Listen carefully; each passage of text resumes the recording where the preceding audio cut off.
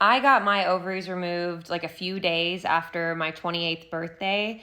I remember they were trying to schedule it on my actual birthday, and I said, no, no, you cannot. No, no, I get to have my birthday, people. But it was the best decision I could have made for me, and I still stand by that. And I'll tell you why. Number one, I have very estrogen positive stage 4 cancer. What do your ovaries do? They produce estrogen.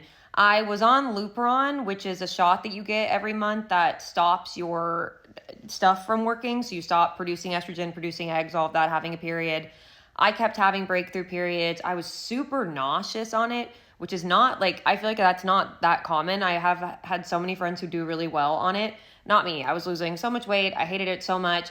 I really wanted to stop getting Lupron. So that was like the number one decision maker for me. Number two, I froze my eggs and I didn't and still don't care that much about having kids. When you get stage 4 cancer really early on in your life, it might reevaluate some things you think about kids. Some people, it makes them want them more.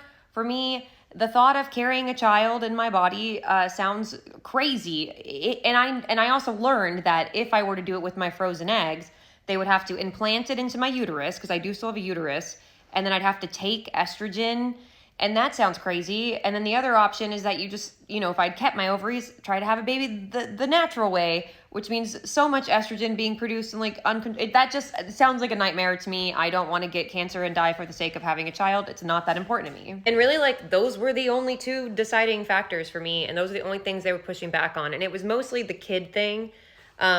And I said, my quality of life, and that is more important to me than the potential possibility of maybe having kids one day if I live long enough to do it. Like, at that point, it had only been a few years of me having stage 4 cancer. I thought I'm going to get 5 years max, and here I am almost 10 years later. So you never know what's going to happen. I still don't regret it, and I still don't really want to have kids. So if that's something that's important to you, maybe don't remove your ovaries.